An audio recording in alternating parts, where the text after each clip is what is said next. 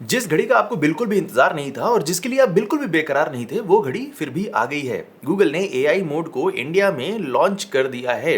बहुत बड़ी press conference, बहुत बड़ा अनाउंसमेंट नहीं हुआ, एक छोटा सा ट्वीट, एक छोटा सा ब्लॉग पोस्ट और एआई मोड आपके दरवाजे पर आ चुका है। थोड़ी सी राहत की बात यह है कि अभी ये सिर्फ सर्च लैब्स में है। अभी आपके क्लाइंट्स को और उनके क्लाइंट्स को ये दिखाई नहीं दे रहा है, लेकिन आ चुका है और you don't know, may be एक हफ्ते में, मे बी 2 हफ्ते के टाइम के अंदर इसे पब्लिकली भी लॉन्च कर दिया जाएगा और सभी लोग सिर्फ एआई मोड को देखेंगे। आज की इस वीडियो में हम एआई मोड का एक क्विक रिकैप देखेंगे और इसके बाद बातें करेंगे कि आखिर आप एआई मोड के लिए अपने बिजनेस, अपनी एसईओ स्ट्रेटजीज को कैसे तैयार कर सकते हैं और सबसे बड़ी बात, अपने क्लाइंट्स को कैसे एजुकेट कर सकते हैं। बिकॉज बाकी सारी चीजें सही रहेंगी, लेकिन अगर क्लाइंट भड़बड़ा गया, अगर क्लाइंट जो है वो आपका डेस्परेट हो गया, घबरा गया, तो फिर आपका प्रोजेक्ट सही नहीं चलेगा। शुरू करते हैं आज का वीडियो। हेलो एवरीवन, नाम अमित तिवारी फ्रॉम तिवारी.net और आज के वीडियो में हम गूगल के एआई मोड के इंडिया में अवतार लेने के बारे में बात कर रहे हैं।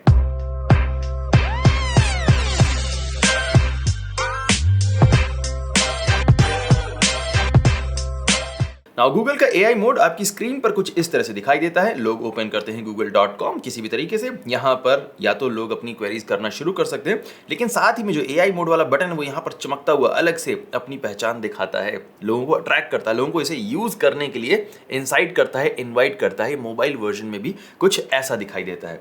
नाउ एक छोटी सी, जैसे मैंने कहा अभी, राहत की बात यह है कि ये सभी यूजर्स को लाइव नहीं दिखाई दे रहा है, ये सिर्फ सर्च लैब्स यूजर को दिखाई दे रहा है। नाउ सर्च लैब यूजर अगर अभी तक आप नहीं है तो आज का वो दिन है जब आपको इसे ऑन करना ही करना है।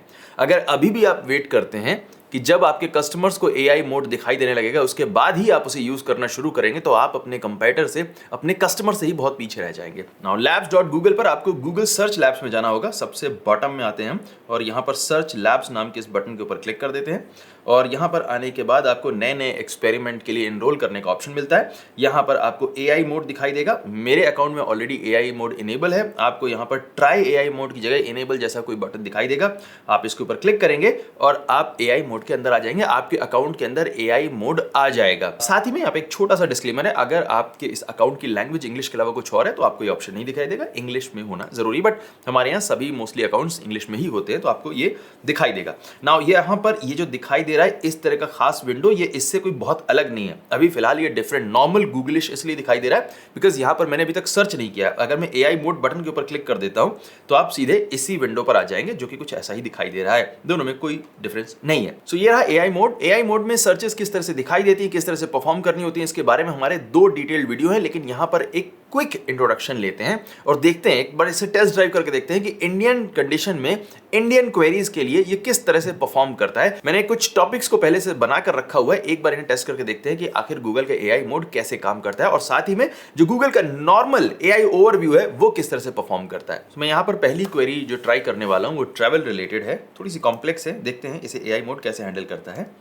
Show me top rated homestays near Udaipur City Palace with availability for next weekend। And same इसी सर्च को हम गूगल पर भी करके देखेंगे। यहाँ पर आकर गूगल पर सर्च करते हैं और देखते हैं गूगल इस क्वेरी को कैसे हैंडल करता है। नॉर्मली यहाँ पर मुझे कुछ होटल्स एंड होम स्टेज के लिंक्स ऑलरेडी दिखाई दे रहे हैं। एआई ओवरव्यू यहाँ पर नहीं है।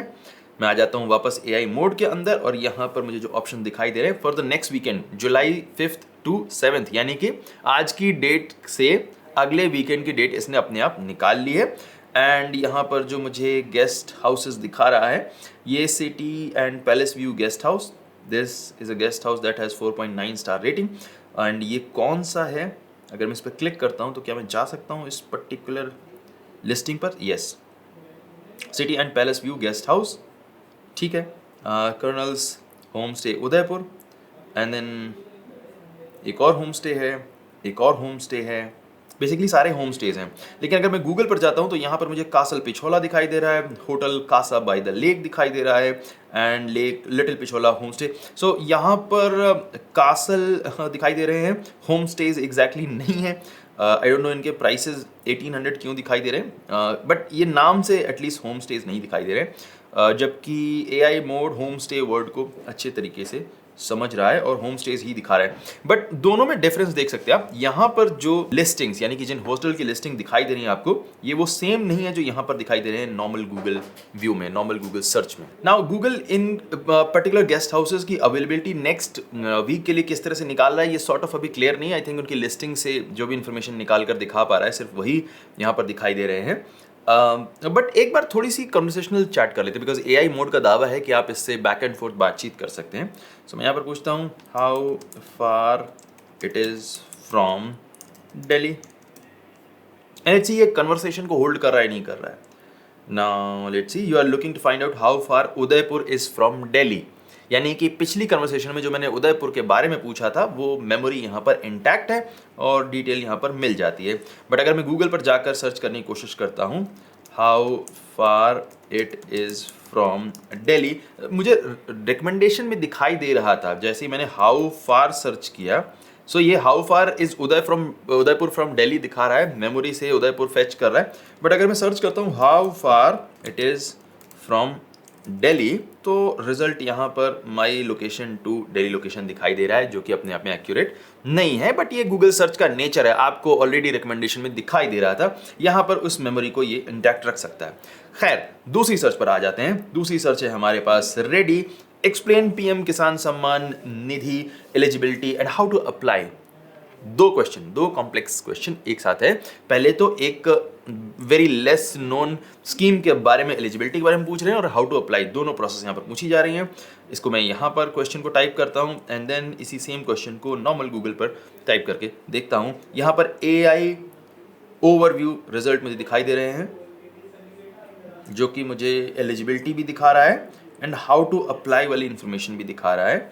एंड अगर हम यहाँ पर आ जाते हैं AI मोड के अंदर, तो यहाँ पर ज़्यादा फिनेस तरीके से दिखाई दे रही है। And you can apply for PM किसान scheme online through official portal by visiting Farmers Corner, click the new farmer registration and provide your Aadhaar card number to proceed with the form, blah blah blah। Links भी यहाँ पर available हैं। Links कौन से हैं? Okay, अलग third party websites के हैं। यहाँ पर हाउ टू अप्लाई में visit the PM Kisan portal and access the official PM Kisan portal. यहाँ पर ये लिंक डायरेक्टली आ जाता है, which is I think better. यहाँ पर ज़्यादा डिटेल्ड आंसर है। AI ओवरव्यू थोड़ा सा कॉन्साइज करके दिखाई दे रहा है। ये अगेन थोड़ा सा सर्च इंजनिश टाइप का रिजल्ट है, और यहाँ पर ये जो रिजल्ट है वो दिखाई दे रहा है एक चैट बॉट का जिस तरह से आंसर होता है उस तरह से दिखाई दे रहा है। एक दो क्वेरीज को और करके देखते हैं। लोकल बिजनेस रिलेटेड क्वेरी करते हैं। सजेस्ट वेजिटेरियन थाली restaurants in Kolkata, show reviews and photos. इस पर्टिकुलर क्वेरी को मैं करके देखता हूँ। यहाँ पर किकिंग ऑफ सर्च 59 वेबसाइट से इन्फॉर्मेशन उठा ली गई है। उन 59 वेबसाइट्स को बहुत बड़ा वाला थम्स अप, ये थम्स अप नहीं, ये ठेंगा है, ये ठेंगा मिला है उन्हें। थम्स अप पता नहीं कहाँ से आ जाता है, बट एनीवे ये वैसे डिजिटल वर्ड की अपनी पहचान है। ठेंगा जो हुआ करता था वो लाइक बन चुका है। पहले लोग इसे दूर भगाते थे, अब लेकर आते हैं। गोविंद थाली प्योर वेज रेस्टोरेंट्स, काफ़ी सारे अलग अलग रेस्टोरेंट्स की डिटेल्स यहाँ पर अवेलेबल है। मैं सेम क्वेरी करता हूँ गूगल पे और देखते हैं किस तरह के बिजनेसेस यहाँ पर आते हैं। रैंक यहाँ पर गुप्ता ब्रदर्स एंड गोविंदास है टॉप में, और यहाँ पर जो रेस्टोरेंट्स ऊपर दिखाई दे रहे हैं ये गोविंद थाली एंड गोविंदास। तो Govindas is holding the second place, but first place कहीं और चली गई है। यहाँ पर गुप्ता ब्रदर्स कहीं पर हैं, गोपालास, बाटी चोखा, बॉम्बे शिव सागर, बट गुप्तास ब्रदर यहाँ पर नहीं है। AI ओवरव्यू में गुप्ता ब्रदर्स टॉप पर हैं, गोविंद है, देन इसके बाद गोपाला है, देन रागा थाली एंड प्योर। सो दोनों के रिजल्ट्स जो हैं वो बहुत ही अलग हैं। दोनों गूगल के ही AI को यूज़ कर रहे हैं, लेकिन दोनों के जो रिजल्ट्स हैं वो अभी काफ़ी डिफरेंट आ रहे हैं। नाउ सेम फीचर्स आपको मिल जाते हैं गूगल मोबाइल एप्लीकेशन में भी। मैं आईफोन पर यूज़ कर रहा हूँ और इसमें कोई भी VPN नहीं यूज़ हो रहा है। नेटिवली इंडियन नेटवर्क पर AI मोड अवेलेबल है। मैं यहाँ पर सर्च करके देखता हूँ and I will search a normal simple thing. मैं किसी भी एक पर्टिकुलर इमेज को ऐड करता हूँ and I will ask, and इसके बाद मैं ऐड कर देता हूँ number of sustainability plastic wastage. So it did not understood the news cycle thing, but it's fine I think. कुछ ज़्यादा ही कॉम्प्लेक्स था। मैं एक बार कैमरे को देख कर भी सर्च करने की कोशिश करता हूँ। Just point my camera to this remote, search करके देखते हैं, टर्न ऑन एंड देखते हैं कैसा होता है। So based on the image of your higher air conditioner remote, इसने सही से पहचान लिया मॉडल नंबर और उसका मैनुअल भी यहाँ पर मिल चुका है। So it's pretty useful.